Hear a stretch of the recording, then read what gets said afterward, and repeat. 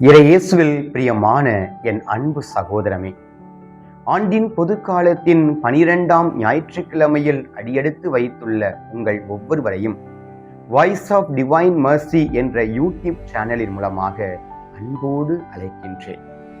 இன்றைய 3 வாசகங்களும் நாம் ஒவ்வொருவருக்கும் ஒரு திடத்தை கொடுக்கின்றன. இன்றைய முதல் வாசகத்திலே இறைவாக்கினர் ஏமையை அழகா சொல்கின்றார். தன் அனுபவத்தை எடுத்துரைக்கின்றார். எல்லோரும் நான் வீழ்ந்து விடுவேன், எல்லோரும் நான் கடைகோடிக்கு சென்று விடுவேன் என்று நினைக்கும் போதெல்லாம் கடவுள் என்னை கைதூக்கி எழுப்பிவிட்டார் என்பதை தன்னுடைய அனுபவத்தை எடுத்துரைக்கின்றார். ஆம், பல நேரங்களிலே நம்முடைய நண்பர்களும் எதிரிகளும் நாம் எப்பொழுது வீழ்வோம் என்று எதிர்பார்த்து கொண்டிருப்பார்கள். ஆனால் நம்மை படைத்த கடவுள் ஒருபோதும் அவ்வாறு எண்ண மாட்டார், நினைக்க மாட்டார். நாம் ஒவ்வொருவருக்காகவும் புதிய வாழ்வையும் புதிய அர்த்தத்தையும் கொடுப்பார். அவ்வாறு இறைவாக்கின எரேமியா தன் அனுபவத்தை எடுத்துரைப்பதைப் போல நான் வீழ்ந்து விடுவேனோ என்று நினைக்கும் போதெல்லாம் கடவுள் என்னை தூக்கி எழுப்பினார் என்பதைப் போல நாமும் நம் விழும் நேரங்களிலே கடவுள் நம்மை தூக்கி எழுப்புவார் என்ற நம்பிக்கையை கொள்வதற்காகத்தான் இன்றைய முதல் வாசகம் நம் ஒவ்வொருவரையும் சிந்திக்க அழைக்கின்றது. இன்றைய 2வது வாசகத்திலே ஒரே ஒரு மனிதன் மூலமாக பாவம் வந்தது.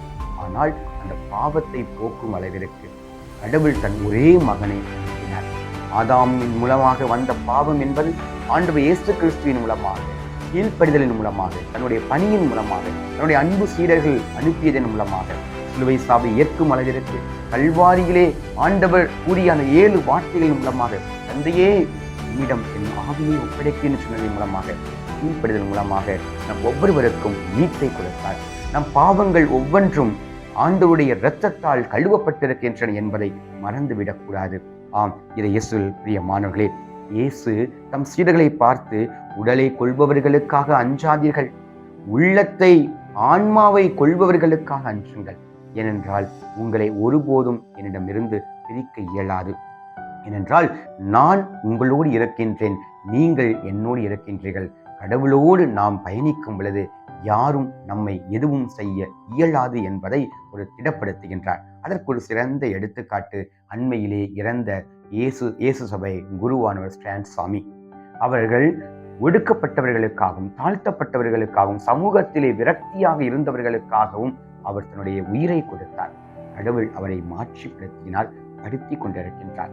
ஆக நம்முடைய வாழ்க்கையிலும் இயன்ற அளவிற்கு நம்மால் முடிந்த உதவிகளை செய்யும் பொழுது இறைவாக்கின எரேமியாவைப் போல நான் விழுந்து விடுவேனோ என்று நினைக்கும் போதெல்லாம் கடவுள் என்னை கரம் பிடித்து வழி நடத்தினார் என்று சொன்னதைப் போல, பவுல்டிகளார் சொன்னதைப் போல என்னுடைய சொந்த இனமே என்னை விரட்டி அடித்தது, ஆனால் கடவுள் என்னை ஒருபோதும் கைவிடவில்லை என்று சொன்னதைப் போல இன்றைய நற்செய்தியிலே உள்ளத்தையும் ஆன்மாவையும் கொள்பவர்களுக்காக பயந்து வாழுங்கள், உடலை கொள்பவர்களுக்காக அஞ்சாதீர்கள் என்று சொன்னதைப் போல கடவுள் நம்ம கொடுக்கும் இந்த அற்புதமான வாழ்வை வாழ்ந்து காண்பிப்போம். இதைத்தான் இன்றைய 3 வாசகங்களும் நமக்கு எடுத்துரைக்கின்றது. வாழ்வது ஒரு முறை, வாழ்த்தட்டும் தலைமுறை என்று நான் மீண்டும் மீண்டும் எதற்காக கூறுகிறேன் என்றால், இந்த வாழ்கின்ற ஒரு வாழ்க்கையை கடவுளுக்காக அர்த்தமுள்ள விதத்திலே நம்மால் முடிந்த அளவிற்கு, இயன்ற அளவிற்கு மற்றவர்களையும் கூட்டிச் சேர்ப்போம். கடவுள் நம் ஒவ்வொருவரையும் நிறைவாக ஆசீர்வதிப்பாராக. ஆமேன்.